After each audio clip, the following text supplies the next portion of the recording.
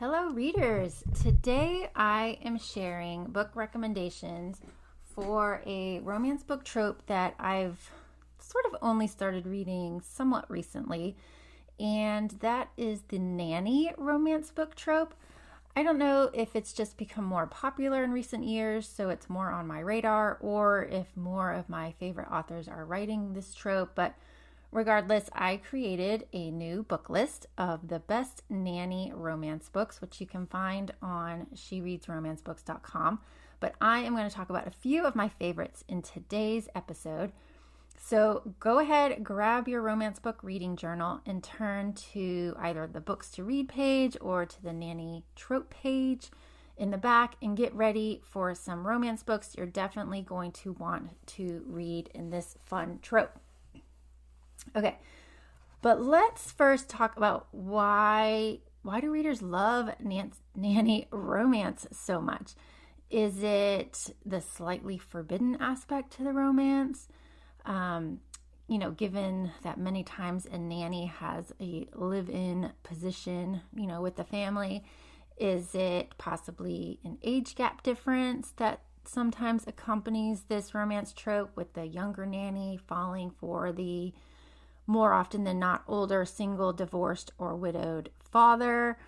I should say, also have a few male nanny romance books on my book list. So don't forget, again, to visit my site for the entire list of recommendations, because I don't know about you, but I love a good male nanny romance as well. Not going to lie. This book list is also dropping at the perfect time because Nanny Romance is this week's romance book reading challenge.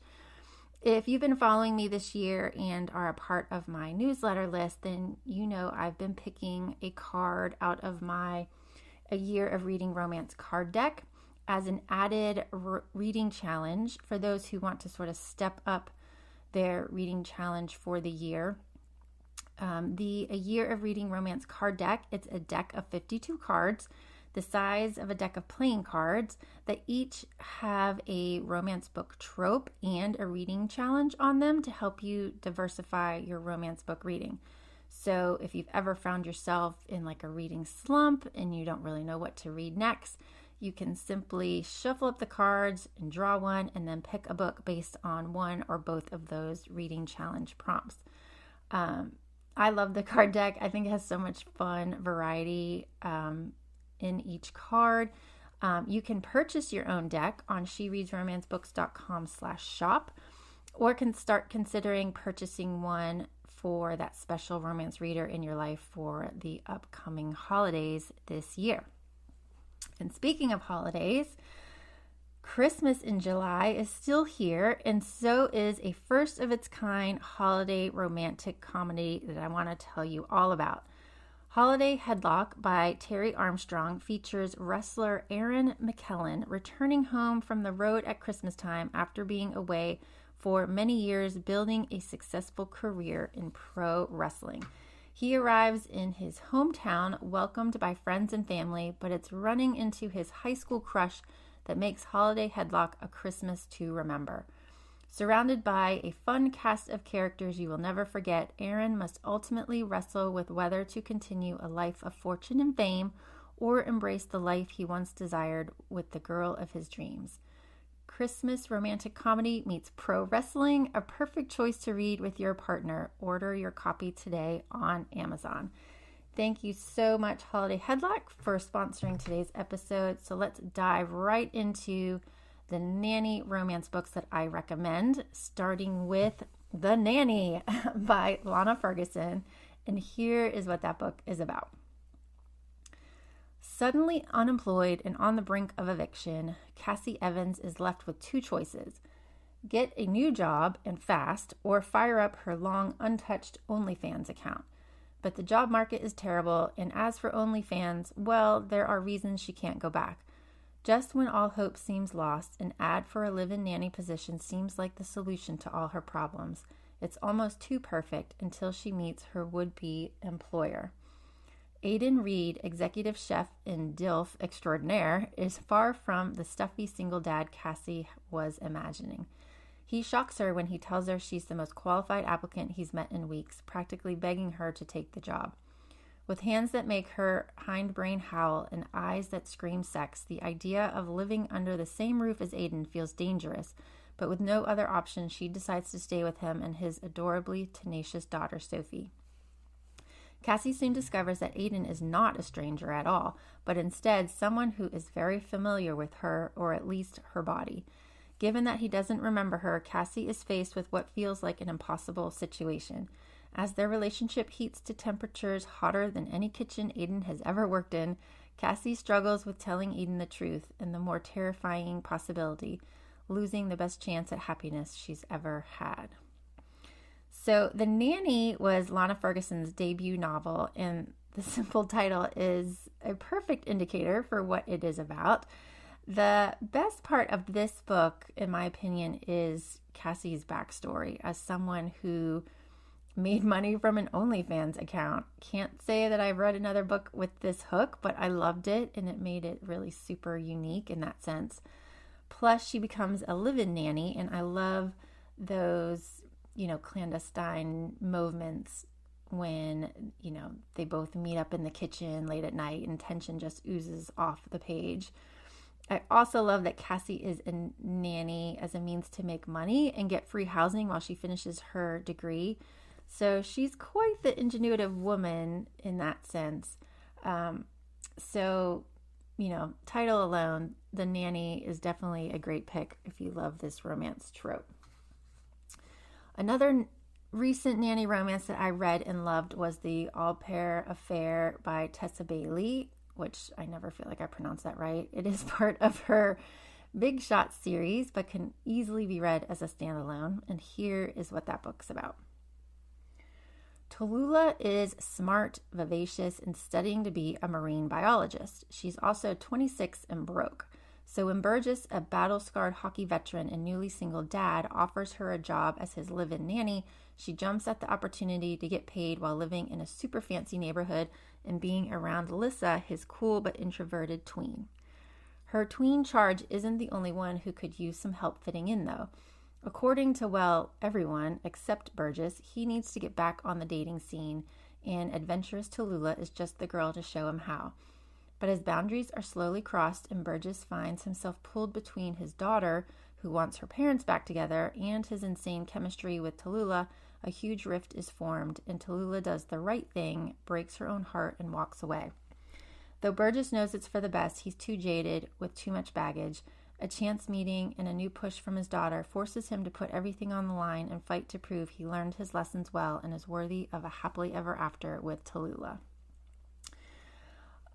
So though Tallulah, the nanny, is a great heroine in this romance, I adored Burgess. He is top book boyfriend material in my eyes because he never pushed Tallulah, who was really dealing with some important issues. I won't spoil them, but he instantly became her protector and sort of, quote, bodyguard for her adventures and only wanted the best for her, which was super sweet. He was a total goner when it came to her from the start.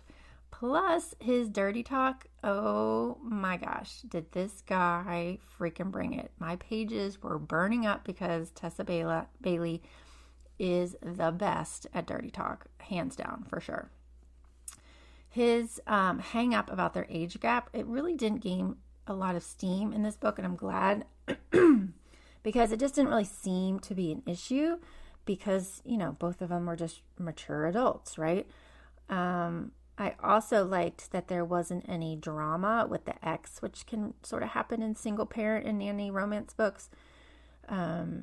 There weren't actually a lot of scenes with Tallulah actually acting as the nanny. So if you like this category for those types of scenes, just know that really this book is about her and Burgess and their growing attraction, which I absolutely loved. Okay, another favorite nanny romance book that I just adore is Caught Up by Liz Tomford. This was, without a doubt, a 5-star romance for me. So you just have to add it to your TBR list if you haven't read it already. But here is what it's about if it's new to you. Kai, I'm a single dad and starting pitcher for Chicago's MLB team. I'm stretched too thin, but I don't want help raising my son. Each of his previous nannies only lasted a few weeks before I let them go.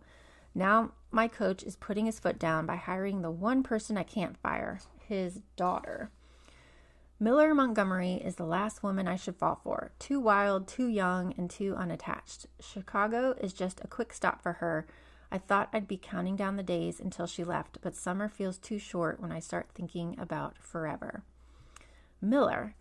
As a high-end pastry chef who recently won the most prestigious award in my industry, I'm desperate to prove I deserve it. But with a new title comes new pressure, and I can't create a fresh and inspiring dessert to save my life. With only 2 months to get back on track, I should be focusing in the kitchen, but instead I let my dad talk me into using my time off to nanny for his star player's kid. Kai Rhodes forgot how to have fun, and I'm eager to jog his memory. But when he and his son start to feel like home, I have to remind us both that my time in Chicago ends with the summer. Besides, I've always been a runner, and the last thing I want is to get caught. Wow. Okay. Sometimes it's hard to fall for, the uptight fathers in a nanny romance, but I loved everything about Kai, especially the way that he loved his son and his brother. He went through nanny after nanny because they just weren't good enough for his kid, and he really wasn't keen on Miller based on their first meeting, which was hilarious. But once he got to know her, I loved how he was really supportive of her career, since she was really just helping him out for one summer while she sort of figured things out, right? So while Miller was the nanny, she's not a career nanny, but this incredible chef who was also holding on to some serious guilt. Honestly, her relationship with her dad brought me to tears. Manny, her father was amazing anytime he appeared in the story. And Liz, thank goodness, is going to give us his love story early next year in 2026. So you honestly have to read this one before that next one comes out because it's just so good. I love it. If you love, nanny romances where the younger, innocent nanny falls for the alpha hero isn't really your thing, then you're going to love this book because Miller was the strong heroine who was, ready to let Kai flounder, right? But she stayed to help him out and wasn't afraid to tempt him in the process because she really wanted him. Such a good book. Highly recommend it. Definitely put Caught Up on your TBR list. Okay. My next recommendation is an older title that I read years ago, but man, did I love reading it, and that is Wrecking Ball by P. D'Angelico, and here is what that book's about. Cam DeSantis' life is a mess. How else would you describe losing your husband, your job, and your money all at once? Desperate times calls for desperate measures. So when salvation comes in the form of one intolerable jerk who just happens to be the starting quarterback for the vaunted New York Titans, she has no choice but to accept his offer as a live-in nanny/teacher for his 8-year-old nephew. Now all she has to do is find a way to ignore him for the next 3 months, which is harder said than done. Calvin Shaw has zero interest in women. Wait. Let me rephrase that. He loves women. He just doesn't want anything to do with them. What he needs to do is focus on winning another Super Bowl before he retires.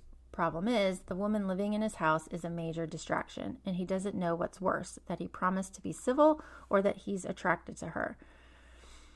Okay, so I love P. D'Angelico's writing, and I honestly wish that she would put out another release here soon, but it's really been a while, and I'm not sure if she's still writing at this point, I hope maybe we'll still see something from her in the future, but regardless, I highly recommend all of the books in her catalog, including this one, as she writes the most incredible slow burn romances, and this one is no exception. Cam, wasn't a career nanny before this gig either, but she's basically lost everything except her attitude, which was awesome, and which totally clashes in the best way with Calvin, where Calvin is this totally closed off guy, despite his, prowess on the football field, and he'd do anything, for his nephew. So as I said, this is just this incredible slow burn romance, which I am a sucker for when done really well. And this one is that and then some, honestly. Such a great book. Check out Wrecking Ball. Another really fun nanny romance on my list is Last on the List by Amy Dawes, which gives you the oldest Fletcher brothers story, Max. The other Fletcher brothers are in her latest Mountain Men series, which is fantastic as well if you haven't read those yet. But it all started with Max, and here is what his story is about. CEO millionaire Max Fletcher is a single dad in desperate need of a nanny. Cozy Barlow is in the middle of her self-appointed gap year and doing everything she can to detach from her past. But when her sister begs her to interview for the nanny position of a high-maintenance client, she doesn't have a good enough reason to say no. And when Max locks eyes on the 20-something in the tie-dye sweatsuit who pitches the idea of daydreaming all summer, he prepares to give this bad nanny the boot. One problem, Max's little girl thinks this plus-sized in body and spirit nanny might be her new bestie, so she hires her on the spot. Now Max is stuck with a bizarre woman who hates everything he represents. Corporate greed, money, status, power. But one stormy night when the power goes out, he discovers Cozy doesn't hate him. In fact, he's the leading role in her fantasies. Fantasies he would very much like to make a reality. So, gosh, this book, Cozy, let's start with Cozy, okay? She is so great in this romance. She is an awesome nanny and just overall fun woman who lives a completely carefree life compared to her employer. I thought her backstory was really unique and provided just enough angst to cause some friction between her and Max's budding romance. Max, though, was really great too, with his own unique backstory that kept him from pursuing any new relationships after his divorce, though honestly his relationship with his ex was amazing. You just don't really see that in real life, but it was awesome. If you want one hot and heavy scene where they finally cross the line during a thunderstorm, then you will absolutely love this nanny romance. I love all of Amy's books. They have the best banter, hilarious characters, and that totally includes this one. So check out Last on the List. Okay, my last nanny romance recommendation to feature was a recent one of my favorite romance books of last year, and that is Lost and Lassoed by Lila Sage. Honestly, I think the best book in her Rebel Blue Ranch series, which recently got picked up for a TV series adaptation, which sounds fantastic. But here is what that book is about. Teddy Anderson doesn't have a plan. She's never needed one before. She's always been more of a go-with-the-flow type of girl, but for some reason, the flow doesn't seem to be going her way this time.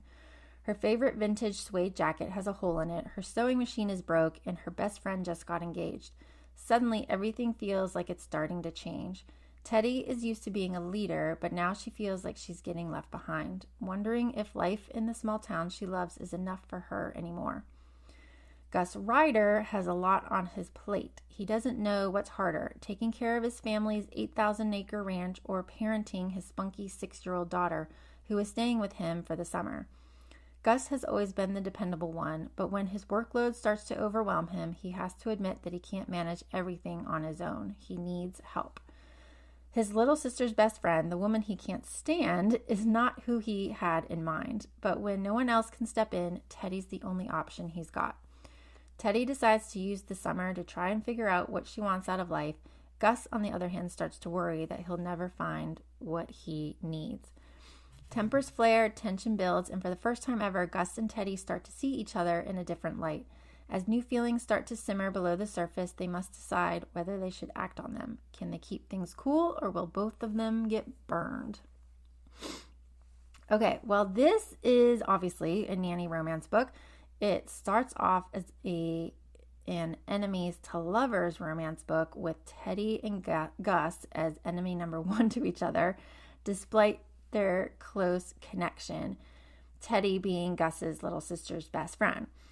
The barbs between these two, oh my gosh, they just flow freely from their mouths at each other as soon as one enters the room, and they are hilarious and just perfection with neither one of them holding back. I think honestly that was the best part of this book for me. But then when Teddy agrees to help Gus out by watching his daughter for the summer and thus moving into his house, I loved how the forced proximity finally enabled their chemistry to spill over, or I should say rekindle, from what was initially sparked many years ago. And you're just going to have to read the book to learn more about that. Their forced proximity also gives them space, honestly, to share some really deep-seated feelings that they can't really share with anyone else. And whenever Gus then started calling her Teddy Baby, oh my gosh, I'm not really one for nicknames sometimes, but I totally swooned hard whenever he called her that in this book. It was a 5-star read for me, for sure. One of the best Nanny romance books worth reading. So write it down on your TBR list right now. Okay, and that one wrapped things up. My top recommendations for the best Nanny romance books if you love this romance book trope, but I have many, many more on my full romance book list on shereadsromancebooks.com, so you can check that out as well. And as I wrap up this episode, don't forget to join my newsletter list at shereadsromancebooks.com/join, because I am going to be announcing our August 2025 book of the month for the She Reads Romance Books book club very soon. So you will see which author who will be joining us for our August author Q&A. And I know you're going to want to chat with this person so much. I am beyond excited about what's coming next month. In my newsletter, I'll also be announcing our August romance book reading challenge. So lots to come, as well as more new podcast episodes. If you liked today's episode, be sure to leave a review on Apple or Spotify or your favorite podcast platform. It would really, really, really help me out. Thank you so much in advance. As always, happy reading. And until next time, enjoy whatever romance book you find, because life is better with a love story.